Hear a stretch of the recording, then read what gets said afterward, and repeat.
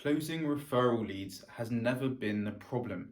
It's always been the cold leads now, whether they come from external agencies, whether they come from your website, whether they come from any sort of source, they're the ones that are harder to close than the referral ones. And maybe you wonder why you keep getting ghosted, why so many of them decide to not move forward when so many of the referral ones do. And even worse, if you have hired an external agency that's taking care at the top of your funnel, then you find yourself bleeding money when you've got 15 meetings coming in and none converting. So that's what I'm going to go through this video. I'm going to go through and cover the full A to Z on how to close more clients. I know you don't struggle with keeping them on board. Obviously, that's never the problem. But today we're going to cover how to get them in the first place.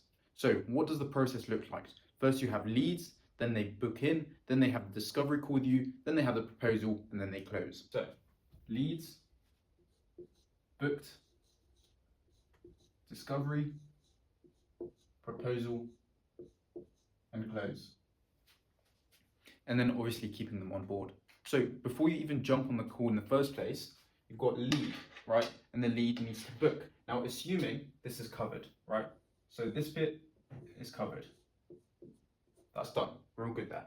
But then when they book, now this is where a lot of companies go wrong, right? A lot of firms, a lot of accounting owners, a lot of fractional CFOs, they miss this bit. They just leave the book call as it is. Now that's a huge mistake. Now instantly, when a lead books in, and this is a cold lead, remember, you need to introduce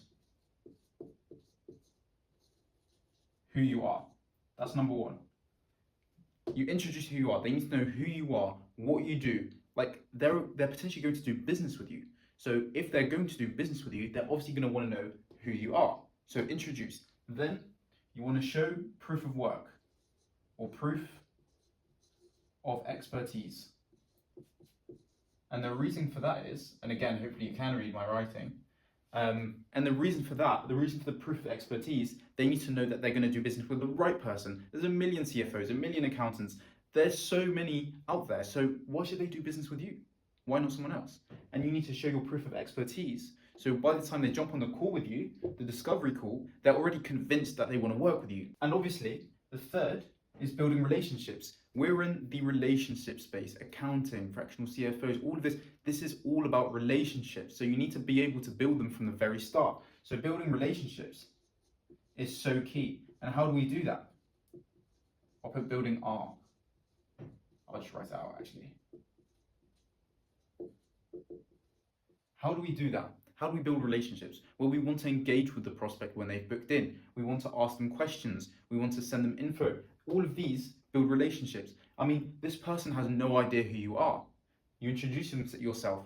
Now he has an idea who you are. He might not know you personally, but he has an idea. And then you show him proof. It's like, okay, I trust this guy now. Now you want to build relationship. Ask him questions. Give him a call. Engage with the prospect. All of this happens before the call so that when they do hop on the call, they feel like they know you a little bit more, right? So that's the second step, technically, first being lead. Second step is booked, right? They've booked in the call with you. You want to cover these three things.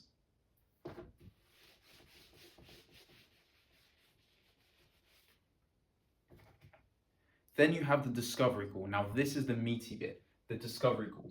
Now in the discovery call, you want to follow the close framework. Now, trust me, I have seen hundreds of thousands of dollars worth of sales courses and all sorts of things, and they all say the exact same thing in a slightly different way. People will tell you, oh, I've got the perfect sales course for accountants, the perfect sales course for this, the perfect sales call for that, sales course, sorry.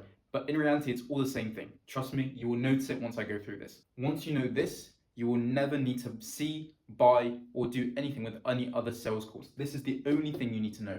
What is it? I've said it before. It is the close framework.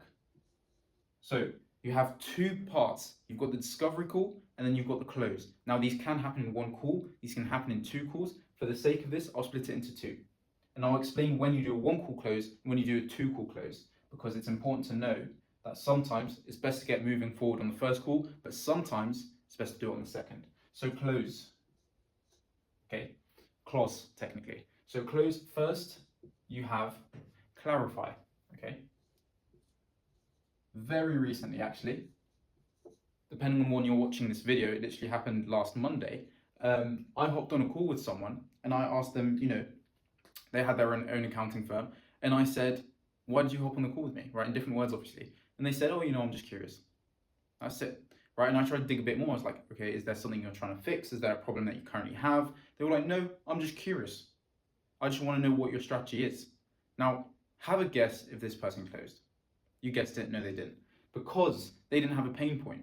And when you clarified why they're there, if someone's just curious, I mean, depending on how many calls you have coming in and everything, you could just cut the call right there. If someone won't tell you, I have a problem with this, I have a problem with that, right? I need my books. My books are really far behind, right? They're 12 months behind, or I can't do my taxes properly. It could be anything, right? If they can't admit to you that they have a problem, then there's no point of even having a call, because it's just a waste of your time.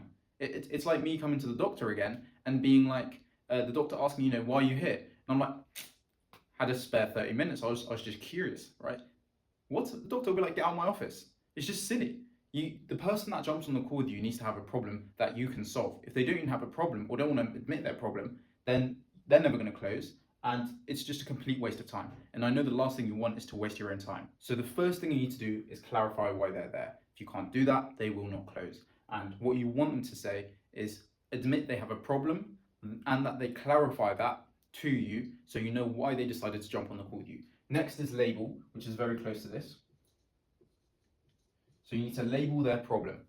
Label their problem. They say, okay, I'm 12 months behind on my books, right? You say, okay, so you're telling me that you are 12 months behind on your books. Is there anything else?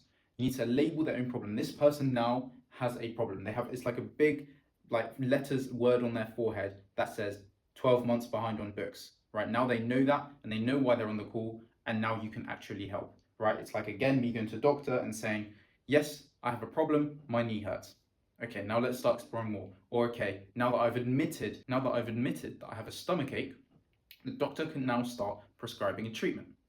Or not quite yet, obviously he needs to understand a bit more what it is, but it's one step forward. So that's 2. Clarify, label. Next, you have overview. More specifically, overview their past pain. So what this means is that you need to overview and understand what they've tried before so that you can avoid being like the people that wrong did them before, or that didn't deliver a good service for them before. So potentially they can say their current accountant or their previous accountant, if they've left them, just contacts them once a month or once a year or once every 6 months, and they hate that. They want someone that's proactive. They want an accountant that contacts them every 2 weeks or keeps them updated on everything, right? And is actively trying to improve their numbers. So you want to understand what they've tried before and what they didn't like, so you can avoid being like that person. Now, that's not a fake it till you make it, I'm going to pretend to not have the same service as the other person. It's actually more, okay, you do that. I know this one person wants proactive accounting. I know this person wants a call once a week, so I can add that in the service. It might cost extra, but I can add that in the service. It's not fake it till you make it. It's tailoring your service to them and making sure that you have the perfect service for them. Let's go back to the doctor example. If I say I have a stomach ache and I said another doctor gave me a certain pill that didn't do anything, it's not a fake it till you make it. If the doctor says, I'm not going to give you that pill, he wants to give me the best possible treatment, so he will avoid giving me the pill that the other doctor gave me and give me a new one. So that's CLO, clarify, label, and overview their past pain. Now S is sell the vacation. Now, selling the vacation, what that means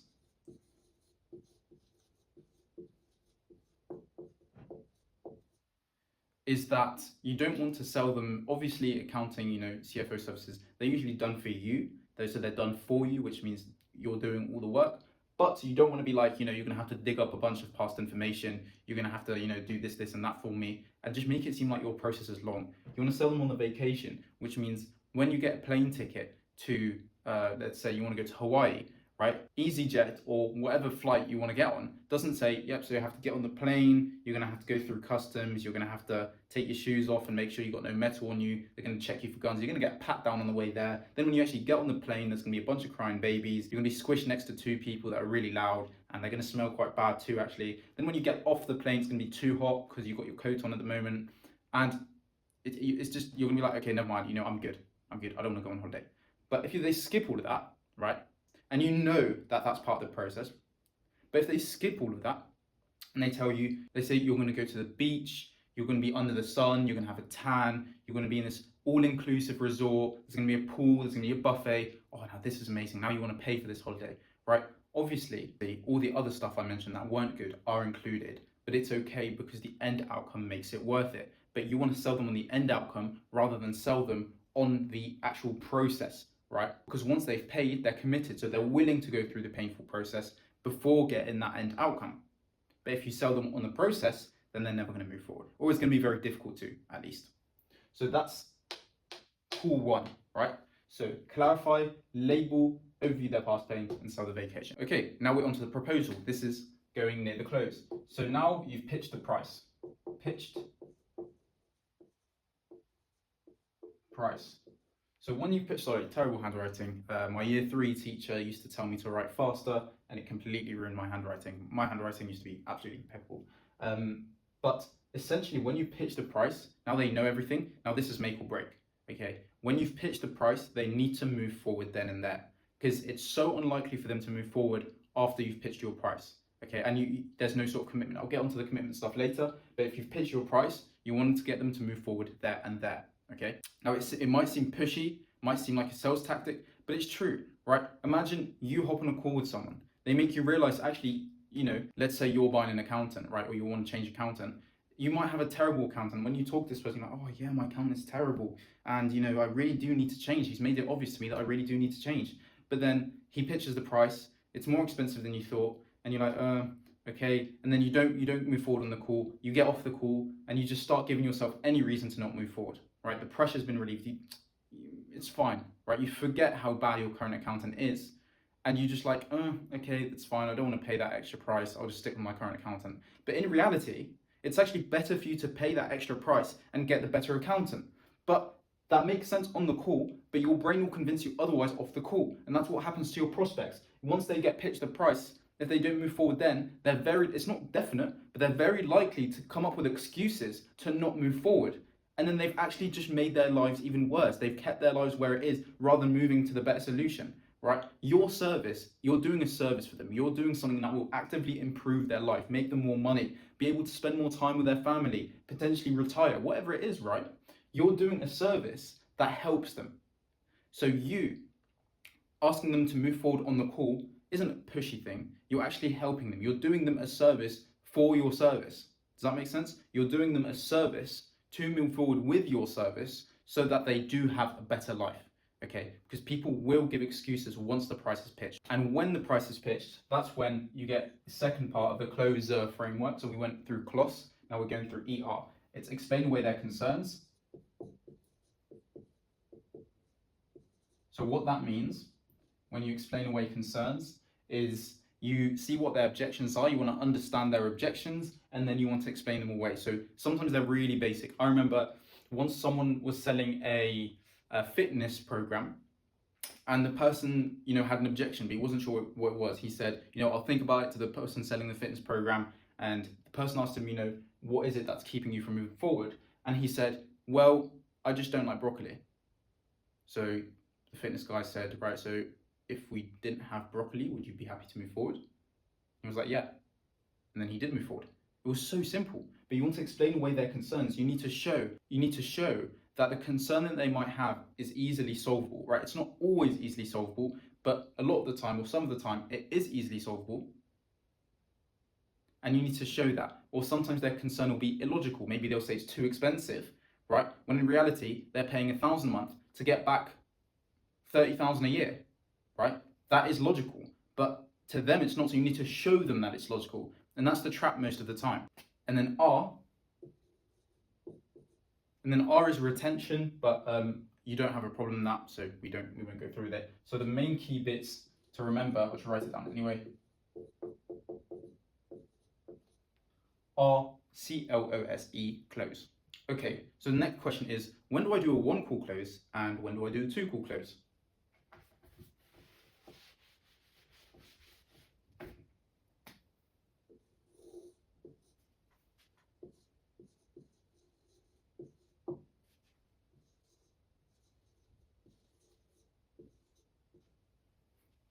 So 1-call or 2-call close, okay?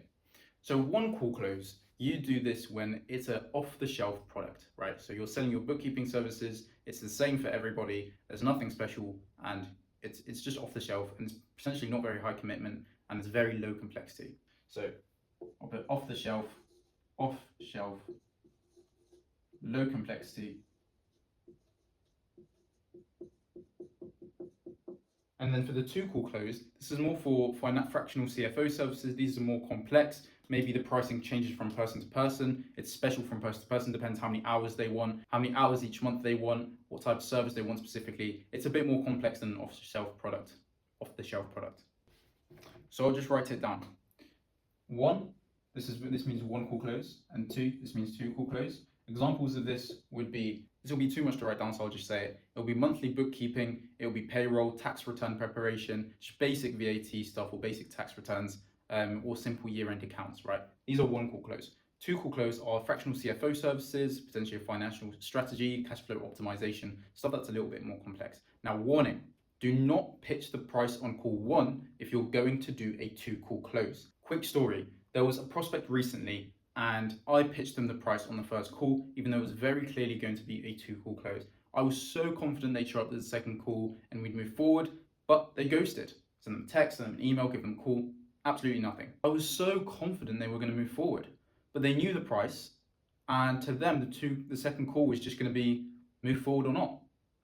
So they were just like, never mind, and they ghosted. Now, okay, this is a tangent, but why prospect ghosts? Why they can't just say, sorry, I decided to not move forward? That is beyond me. But that's what prospects do for whatever reason. Okay, you can just email the person and say, sorry, take me off your books. I decided to not move forward. But I pitched them the price on the first call and they didn't move forward. In contrast, there was a different person that it was also going to be a 2 call close. I didn't pitch him the price on the first call, but I pitched it on the second one. And he actually turned up and engaged with us on the second one. Now, he also didn't end up moving forward. That's for different reasons. But the moral of the story is, if you pitch on the first one and you don't close, then they will not close. Or it's so unlikely. So if you want them to show up to the second call, do not pitch the price on the first one. So in conclusion, as a rule of thumb, if it's an off-the-shelf product, 1 call close. If it's a complex product, 2 call close. Now finally, there are 4 best outcomes to get on each call. So in descending order, you have 1, cash collected, close. Closed, cash collected, they're a client. Second one is deposit or signed contract, some sort of engagement from them. So deposit, obviously some people say, deposit, that's cheeky, that's not a good way to do things, but it depends how you frame it. You can say, if you pay X amount of the total Y, then we can get started. That's technically deposit. Or you can just say, listen, we have a lot of people coming in, we don't have space for everybody this month. If you'd like to leave a deposit, then we'll hold your space. It's true, it's not pushy, it's true. And remember, your service is doing them a service. Your service will make their lives better. So you're not selling a scam product where if you take a deposit, you're just trying to steal their money. You're actually selling something that's going to make their lives better. Remember that. So deposit is the second thing you want to do, okay? The third thing you want to do is either scheduled payment,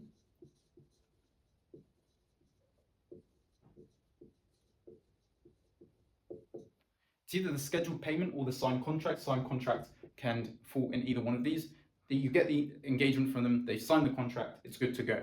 Okay, you've got some sort of commitment. And the last thing you want to do, and if you don't do this, then it's so unlikely the prospect will close, is you want to BAM FAM. BAM FAM is book a meeting. Let's write it like this. BAM FAM. Book a meeting from a meeting. Otherwise, the prospect will go into no man's land and they will ghost you. There's a 99% chance they will ghost you. You need to do one of these 4, whether it's a 1 call close or 2 call close. Doesn't matter too much in this case, but you need to do one of these. Obviously, if it's a 2 call close, then you need to book a meeting from a meeting. Don't come up with them, don't email them, say, okay, I've done the numbers, let's book another meeting. You want to book a meeting in the initial meeting. So if you're not doing a 1 call close, you need to do this. So it's pretty much actually, if you're doing a 1 call close, then obviously it's this is the gold standard. But if you're doing anything but a 1 call close, then you either need to get a deposit, you need to schedule payment or sign a contract, or you need to book a meeting from a meeting. And if you're booking a meeting from a meeting, remember, do not pitch the price or they will not show up to the second, or it's so unlikely they will show up to the second one, okay? Now, obviously, you'll get prospects that push for the price. Worst case scenario, give them a ballpark. Even then, likely they're lost, to be honest. A lot of experience in there. But these are the key things you want. 1 call close is close, cash collected, deposit, scheduled payment, or engagement from them. 4, book a meeting from a meeting. If you do none of these, lost, gone. Expect them to be gone, okay? Even if they're not, there's like a 1% chance they actually do move forward. Expect them to be gone. You might not believe me. Trust me, do it, you'll find out. Don't book a meeting for a meeting, see how many people come back, okay? So that's everything. So that's the whole LBDPC, all right? Remember, that's lead, booking, discovery, pitch, and then close.